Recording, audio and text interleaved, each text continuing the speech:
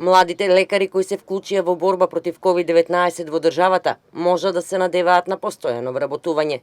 Нивното ангажирање во тимовите во инфективните оделенија и клиники за третман на пациенти со COVID-19 е забележано од страна на Министерството за здравство, откаде вела дека е започнат процесот за обезбедување финансии за нивно трајно вработување. Секој дипломиран доктор на медицина кој веќе поседува лиценца, веднаш почнува со 6-месечна пракса, која првпат е платена со 30.000 денари месечно, а одобрени се 1000 специјализации и субспецијализации, истакнуваат од Министерството.